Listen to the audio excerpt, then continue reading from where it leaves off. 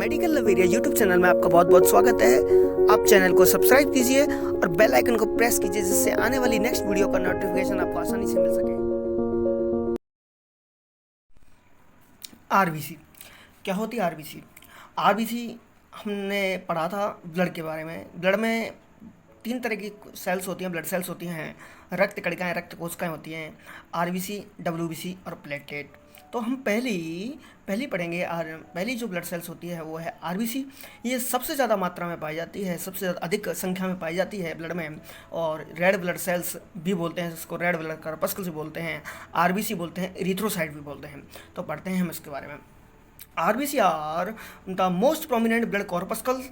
RBC known as erythrocyte, RBC को erythrocyte के नाम से भी जाना जाता है। RBC मोस्ट प्रोमिनेंट ब्लड कॉर्पस्कल्स, सबसे ज़्यादा संख्या में और सबसे ज़्यादा पाई जाती है ब्लड में RBC।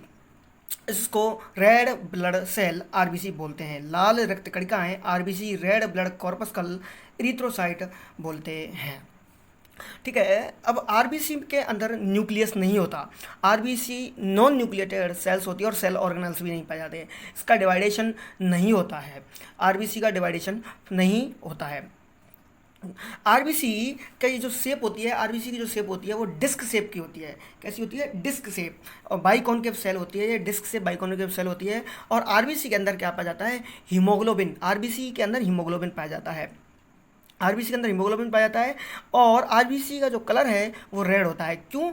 क्योंकि आरबीसी के अंदर पाया जाता है हीमोग्लोबिन, और हीमोग्लोबिन में होता है पोरफायरिन नाम का एक पिगमेंट। पोरफायरिन नाम का एक पिगमेंट, उस पिगमेंट की वजह से ही हीमोग्लोबिन और आरबीसी क्या होती है? रेड होती है। क्योंकि आरबीसी के अंदर हीमोग्लोबिन और हीमोग्लोबिन पोरफायरिन की वजह से आरबीसी का कलर क्या होता है? रेड, यानी कि लाल कलर होता है। लाल रक्त कणिका इसलिए लाल होती है क्योंकि इसमें हीमोग्लोबिन के अंदर प्रेजेंट पोरफायरिन पिगमेंट पाया जाता है, इसकी वजह से क्या होती है? रेड होती है। आगे अपन चलते हैं। आरबीसी की जो काउंट है वो कितनी होती है? नंबर ऑफ आरबीसी और आरबीसी काउंट कितनी होती है? एक अडल्ट मेल में, एक वयस्क पुरुष में, एक वयस्क में 4.5 टू 5.5 मिलियन पर क्यूबिक mm ऑफ ब्लड होती है। हाँ जी, आपने सही सुना।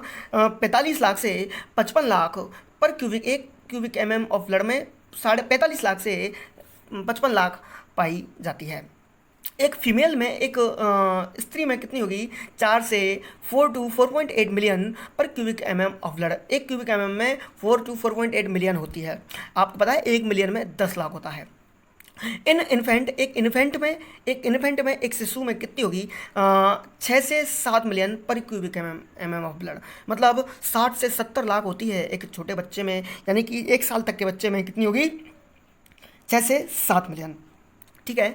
तो अब अपन चलते हैं साइज ऑफ आरबीसी। आरबीसी का साइज क्या होता है? आरबीसी का जो साइज है वो होता है, एवरेज साइज और diameter of RBC is 7.2 micrometre. 7.2 micrometre इसका जो आरबीसी का साइज होता है।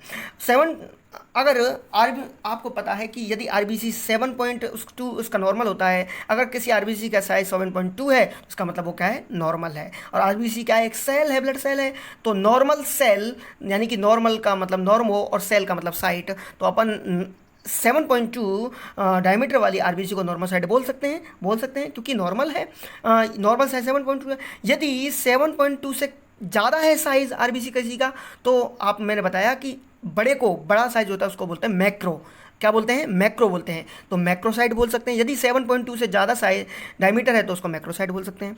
यदि 7.2 से कम है, 7.2 से कम है आरबीसी का साइज, तो उसको अपन छोटे को क्या बोलते हैं? माइक्रो बोलते हैं। तो माइक्रोसाइटिक, देखो यहाँ कंप्लीटली लिखा हुआ है। 7.2 साइज है तो नॉर्मोसाइट बोलते हैं। 7.2 से ज़्यादा होगा तो आरबीसी को अपन क्या बोल सकते हैं? मैक्रोसाइट भी बोल सकते हैं। और 7.2 से कम है तो क्या बोलेंगे? माइक्रोसाइट बोलेंगे। फिर अब बात करते हैं अपन आरबीसी के कलर की। आरबीसी का कलर मैंने पहले भी बता दिया आपको। आरबीसी का कलर क्या होता है? रेड होता है। आरबीसी को क्या बोलते हैं? RBC also known as erythrocyte. RBC को इरिथ्रोसाइट बोलते हैं। इरिथ्रो का मतलब होता है रेड और साइड का मतलब सेल। रेड सेल आरबीसी होती है। क्यों होती है? मैंने आपको बताया कि आरबीसी के अंदर पाया जाता है हीमोग्लोबिन। हीमोग्लोबिन में होता है पोरफायरिन पिगमेंट। उस पिगमेंट की वजह से क्या होता है? Red colour. RBC is red colour cell, लाल कलर की कोशिका होती है। RBC colour red due to porphyrin pigment. Porphyrin pigment की वजह से ही आरबीसी का कलर क्या होता है? रेड होता है। ठीक है। उसके बाद नेक्स्ट इंपॉर्टेंट टॉपिक है आरबीसी फॉर्मेशन। आरबीसी का निर्माण कैसे होता है? आरबीसी कैसे बनती है? इसको अपन पढ़ते हैं, ये इंपॉर्टेंट है। आरबीसी का फॉर्मेशन, यानी कि आरबीसी फॉर्मेशन और इरिथ्रोपोइसिस। आरबीसी के फॉर्मेशन को अपन क्या बोल सकते हैं, इरिथ्रोपोइसिस बोल सकते हैं। इस प्रोसेस को क्यों बोलते हैं, इरिथ्रो का मतलब होता है इरिथ्रोसाइट, यहाँ इरिथ्रोपोइसिस में इरिथ्रो का मतलब इरिथ्रोसाइट, पोइसिस जो वर्ड है उसका मतलब होता है फॉर्मेशन। आरबीसी के फॉर्मेशन को, इरिथ्रोसाइट के फॉर्मेशन को अपन इरिथ्रोपोइसिस बोल सकते हैं, ठीक है। उसके बाद the word erythropoiesis means formation of RBC. RBC के फॉर्मेशन को अपन क्या बोलते हैं, इरिथ्रोपोइसिस बोलते हैं।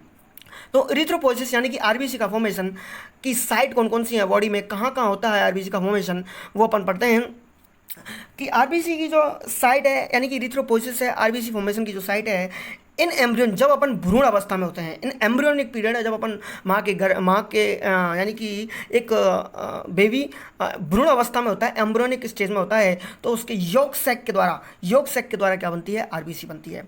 जब baby 2 to 6 month of intrauterine, अपन गर्भ काल के दौरान अपन 2 से 6 महीना के होते हैं माँ के गर्भ में, तब RBC liver, spleen, thymus gland और लिम्फ नोड में बनती है। लीवर, स्प्लीन, थाइमस और लिम्फ नोड में बनती है।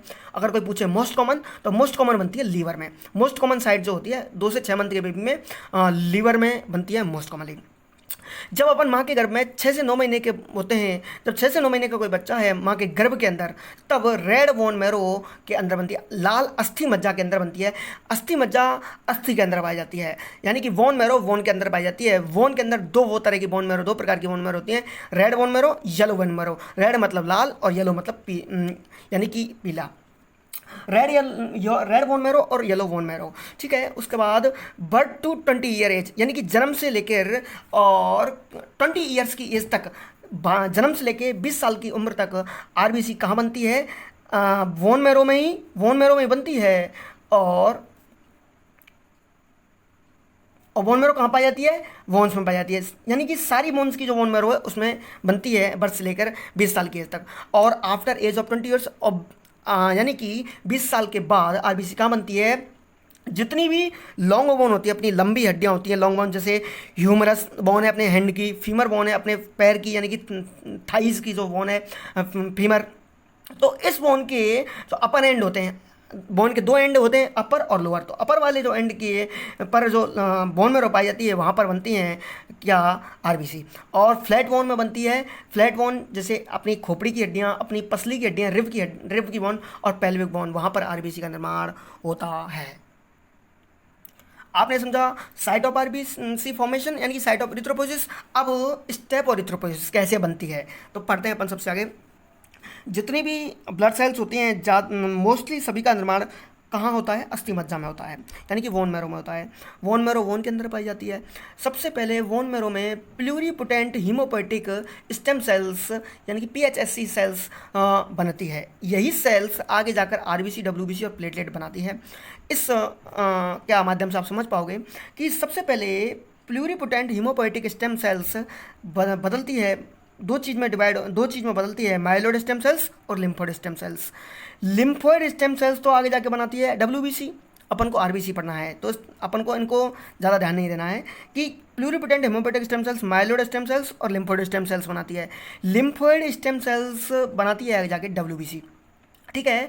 माइलोइड स्टेम सेल्स 3 में डिवाइड होती है, colony forming CFUE, CFUM, CFUGM, यानी कि CFU का मतलब है यहाँ colony forming unit, colony forming unit CFU, यानी कि CFUM तो बनाती है प्लेटलेट, CFUGM तो बनाती है WBC, ये भी WBC के अनोदर टाइप बनाती है, प्लेटलेट बनाती है CFUM, और जो CFUE है वो बनाती है आपकी क्या, RBC। CFUE का मतलब है इरिथ्रोसाइट, मतलब RBC बनाती है।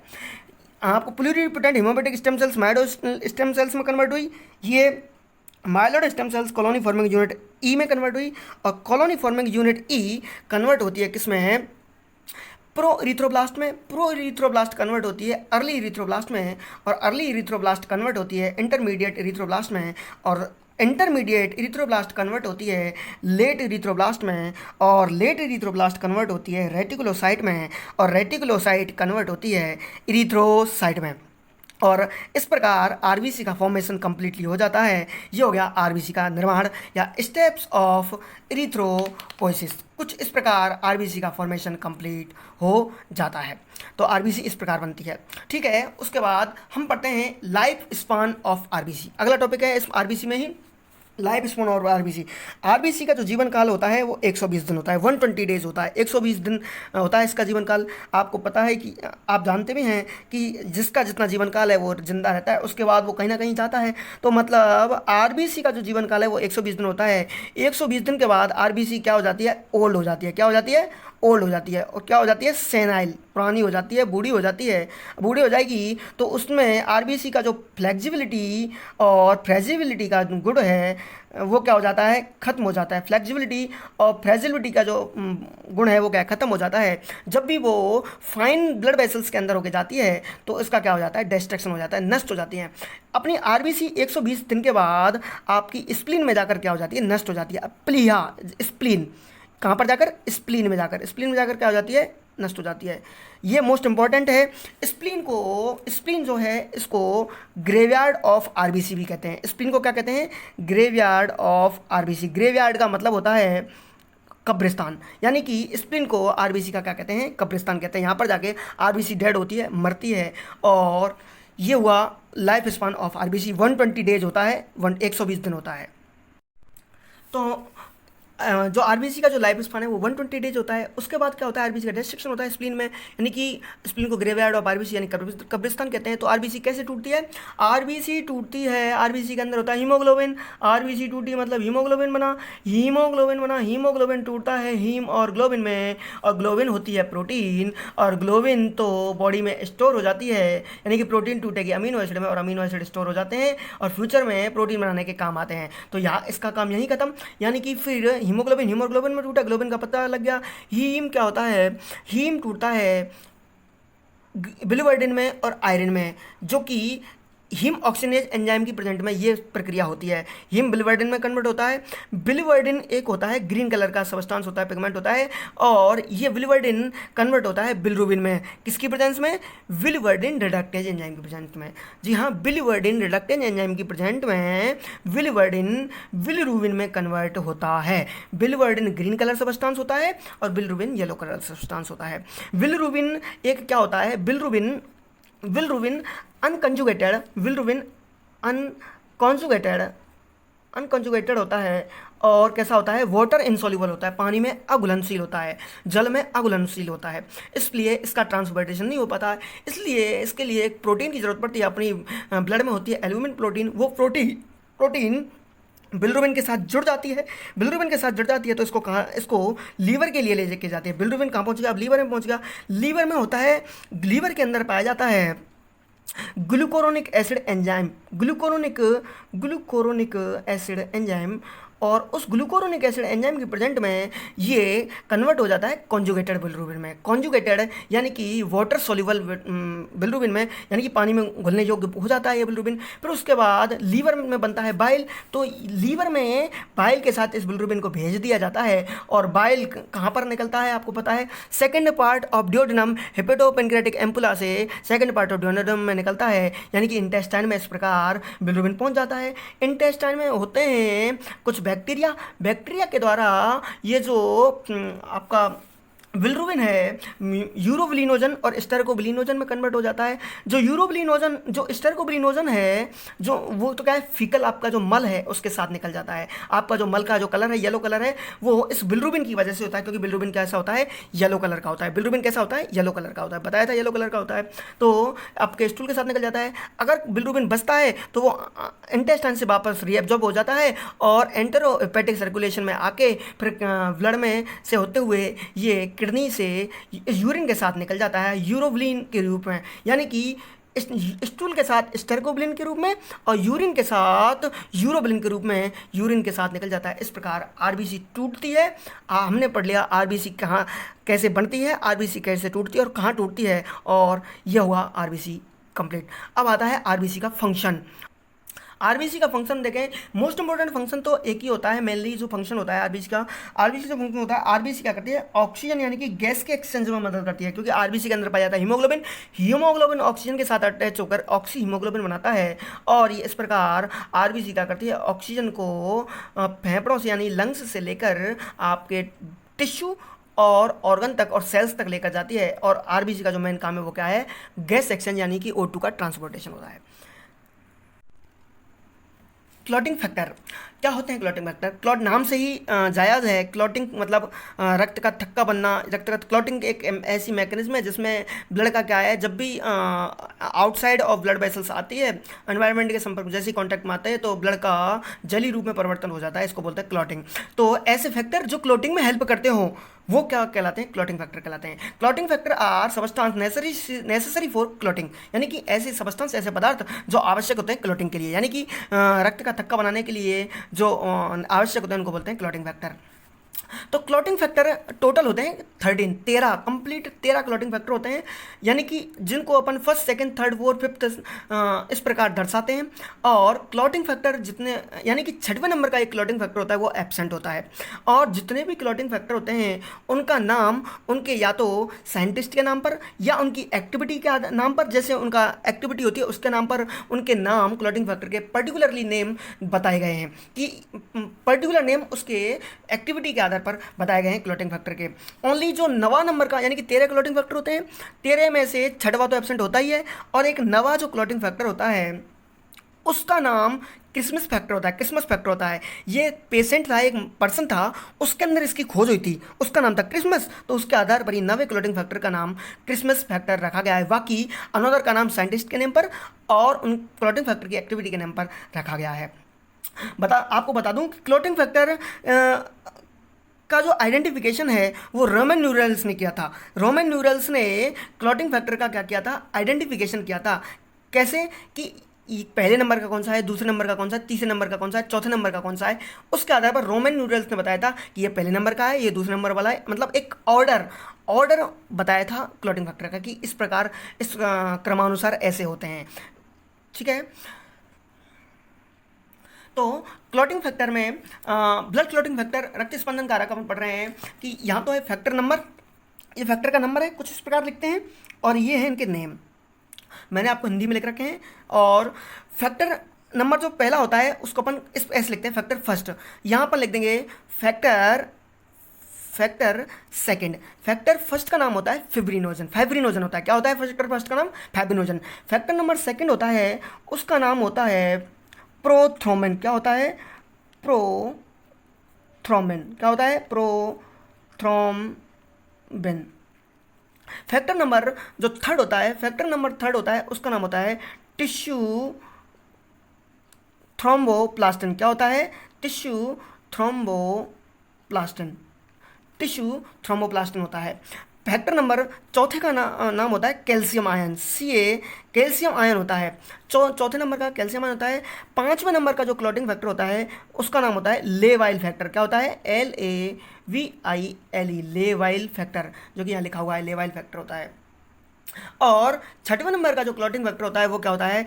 6वें नंबर का जो क्लॉटिंग फैक्टर होता है वो क्या होता है? एब्सेंट होता है। 7वें नंबर का जो क्लॉटिंग फैक्टर होता है उसका नाम होता है स्टेबल फैक्टर। क्या होता है? STAVLE, stable factor. क्या होता है? Stable factor. और 7वें नंबर का जो क्लॉटिंग फैक्टर होता है उसका नाम होता है एंटी हीमोफिलिक फैक्टर। क्या होता है? एंटी हीमोफिलिक फैक्टर ए। क्या होता है? एंटी हीमोफिलिक फैक्टर ए। और जो 9वें नंबर का जो क्लॉटिंग फैक्टर होता है उसका नाम होता है क्रिसमस फैक्टर। क्या होता है? Christmas factor. यही है 9वें नंबर का जो क्लॉटिंग फैक्टर। ये पेशेंट था क्रिसमस नाम का, इसके नाम के आधार पर ही क्लॉटिंग फैक्टर का नाम दिया गया था। और 10वें नंबर का जो क्लॉटिंग फैक्टर होता है उसका नाम होता है स्टुअर्ट प्रूवर